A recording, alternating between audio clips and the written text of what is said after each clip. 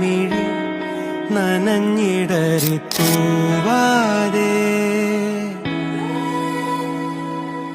മായാതെ മനം പിടയുമൊരു നോവോടെ.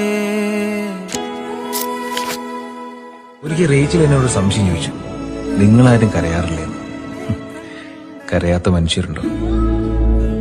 നിഴല് പോലെ കൂടെയുള്ള ഒരാൾ ഒരു നാൾ ഓർമ്മയാകുന്നറിയുമ്പോ കണ്ണറിയാതെ നനഞ്ഞു പോകും.